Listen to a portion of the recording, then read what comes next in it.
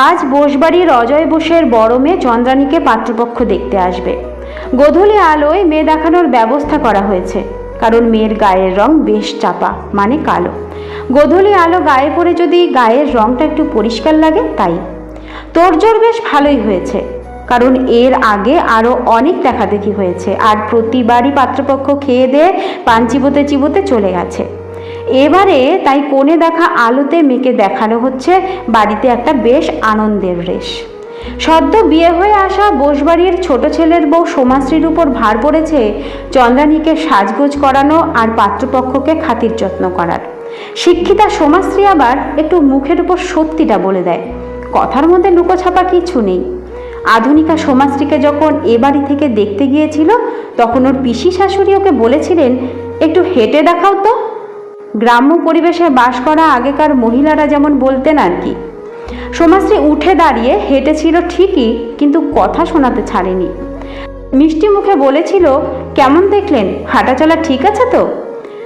মায়াদেবী আবার সোমাশ্রীর গায়ের রং নিয়ে বলেন, তুমি কি সত্যি এত ফর্সা, নাকি গায়ে কিছু মেখে? সোমাশ্রী আর চুপ করে থাকতে পারেনি। ও বলে ওঠে, আসুন দেখে নিন, সন্দেহ যখন করেছেন তখন আপনাকে তো দেখতেই হবে, বলে নিজেই ওনার কাছে উঠে এসে ওনার হাতটা টেনে নিয়ে ওর হাতের কাছে আনে। ওর এই ব্যবহার দেখে ওর মা যখন ওকে বকে ওঠেন, তখন অজয়বাবু বলেন, ওকে বকবেন না, ও তো ঠিকই করেছে, গায়ের রং দিয়ে কি হবে। এমনই হলো সোমাশ্রী।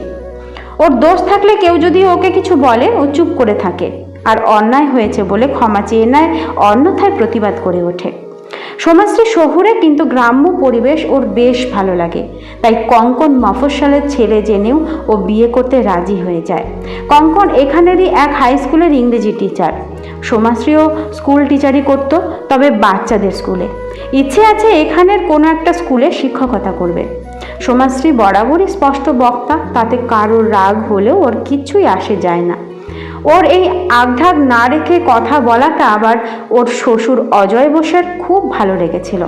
ওনার বোন অবশ্য বিয়েতে বাদ সেধেছিলেন, কিন্তু সেটা অজয়বাবুর জন্য ধোপে টেকেনি। অজয়বাবুর বোন অবিবাহিতা মায়াদেবীর তাই খুব রাগ সোমাশ্রীর উপর।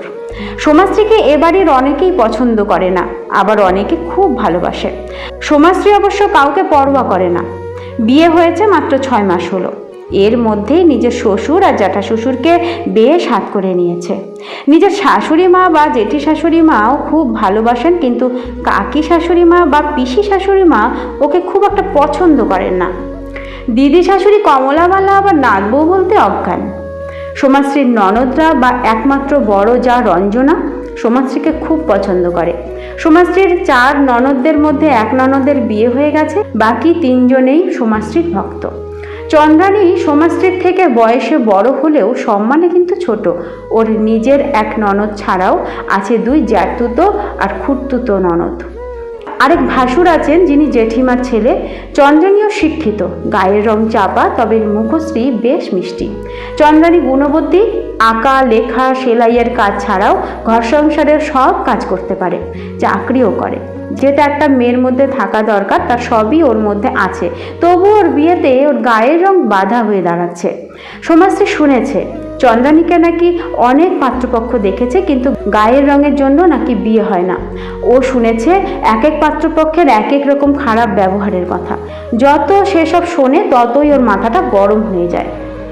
একবার ওর শাশুড়ি মা ওর সাথে গল্প করতে করতে চন্দ্রানীর বিয়ের কথা বলেন আর চোখের জল মোছেন। উনি বলেন, জানো ছোট বউ, সেবার কালিকাপুর থেকে যারা চন্দ্রানীকে দেখতে এসেছিল, প্রথমে তাদের ব্যবহার বেশ ভালো মনে হয়েছিল।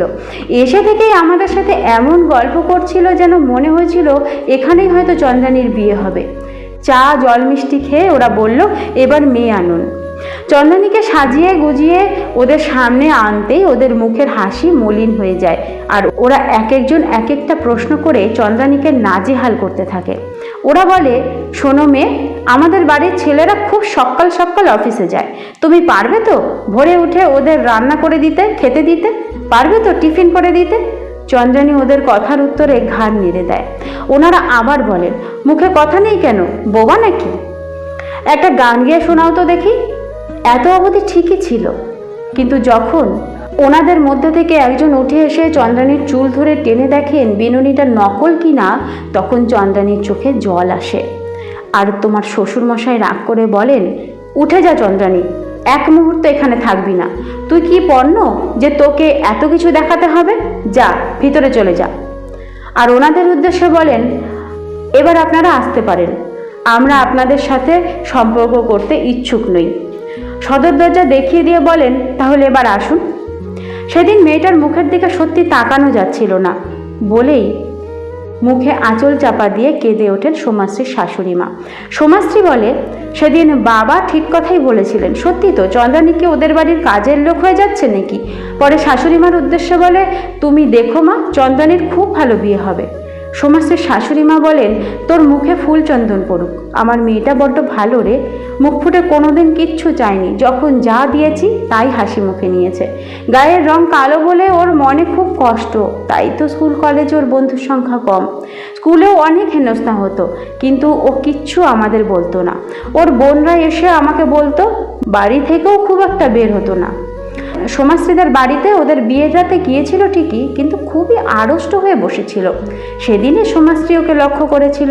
ওর মনের মধ্যে গভীর ক্ষতটা সেদিন অনুভব করেছিল, কারণ ওর দিদিকে নিয়ে যে ওর বাবা মায়ের খুব সমস্যা হয়েছিল। চন্দ্রানীকে পাত্রপক্ষ দেখতে আসার আগে সোমাশ্রী ওকে বেশি সাজগোজ করতে দেয়নি। একটা সাধারণ কাপড় আর হাতে কানে গলায় সোনার গয়না পরিয়ে দিয়েছে, কপালে একটা টিপ। ওর সাজ দেখে ওদের কাকিমা বলেন, একেই তো মেয়ে পছন্দ হয় না, তার উপর সাজগোজ না করলে কি আর পাত্রপক্ষ পছন্দ করবে? মুখে পাউডার স্নো ভালো করে ঘষে মাখ, তাতে যদি রংটা একটু চাপা পড়ে। কথাটা সোমাশ্রীর কানে যেতেই সোমাশ্রী তেলে বেগুনে জ্বলে ওঠে। ও বলে, ঘুটে পড়ে গোবর হাসে, নিজের ঘরের দিকে নজর দাও, তবু তো চন্দ্রানীর অনেক গুণ আছে। উনি চুপ করে যান, কারণ ওনার মেয়ে তপু একদম পড়াশুনো করে না, বছর বছর ফেল করে। তাই বিএ পাশ করার বয়স হয়ে গেছে, কিন্তু এখনো মাধ্যমিক পাশ করতে পারেনি। কিন্তু তপু মেয়েটা খুব ভালো আর সরল সাদাসিধে। যথাসময়ে চন্দ্রানীকে পাত্রপক্ষ দেখতে আসে। পাত্র নিজে আসে, আর আসেন পাত্রের মা বাবা, দিদি, জামাইবাবু আর এক মামা ও মামি। সোমাশ্রী ওদের আদর আপ্যায়ন করে ঘরে বসায় আর চা জল দেয়। একটু পরেই চন্দ্রানীকে নিয়ে সোমাশ্রী ঘরে ঢোকে। চন্দ্রানীর সাথে পরিচয় পর্ব শেষ হবার পর পাত্রের মা ওর নাম জিজ্ঞাসা করেন আর কবে কোথা থেকে পড়াশোনা করেছে সেসব জানতে চান। ওনাদের কথাবার্তা বেশ ভালো, বেশ ভদ্রচিত ব্যবহার, যেটা এ বাড়ির সবার বেশ ভালো লাগে। হঠাৎ করেই পাত্রের মামিমা চন্দ্রানীকে বলে বসেন, ঘরের কাজকর্ম পারো তো? সোমাশ্রীর মাথাটা ফট করে গরম হয়ে যায়। চন্দ্রানী ঘাড় নেড়ে হ্যাঁ বলে। উনি আবার বলেন, তুমি কি ফলস চুল লাগিয়েছো নাকি এটা তোমার আসল? সোমাশ্রী আর নিজেকে ঠিক রাখতে পারেনি, বলে ওঠে, হ্যাঁ এটা ওর আসল চুল। ও মেয়েকে জিনিসটা একদম পছন্দ করে না। যেমন আপনি ফলস দাঁত করে নিজেকে সুস্থি করতে চেয়েছেন, ও কিন্তু সেটা করেনি। এই দেখুন না, ওর চুলের গোছাটা আসল, বলেই টান মেরে দেখিয়ে দেয়। পাত্রপক্ষ ওনার কথায় যে খুব বিব্রত হচ্ছেন সেটা দেখলেই বোঝা যায়, বিশেষ করে পাত্রের মা ওনার কথা বন্ধ করার জন্য বলেন, এখন আর এসব কেউ দেখে না। চুল গায়ের রং দিয়ে কি হবে যদি নির্গুণ হয়, মানে কোনো গুণই না থাকে? বিয়ে মানে দুটো পরিবারের মেলবন্ধন, তাই ওসব কথা বলে মেয়েকে ছোট করারও কোনো মানেই হয় না। আসলে গায়ের রং নিয়ে ওনারা তেমন কিছু বলবেন না, সেটা সোমাশ্রী জানে, কারণ ওনারা আসার আগে সোমাশ্রীর ডিটেলসে চন্দ্রানীর বিবরণ ওদের জানিয়েছিল, যাতে কালো বলে অপমান না করে। সত্যি এই ফ্যামিলিটা খুবই আধুনিক মানুষের। ওনারা চন্দ্রানীর রূপ বিচার করেননি, করেছেন গুণের বিচার।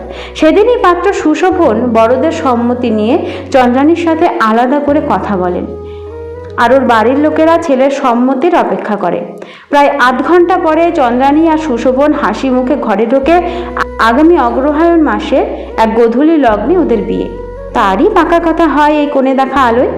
নবদম্পতিকে আশীর্বাদপূর্বক নিমন্ত্রণের দোষ ত্রুটি মার্জনা করিয়া বিবাহ বাসরে উপস্থিতি কামনা করি। নমস্কার।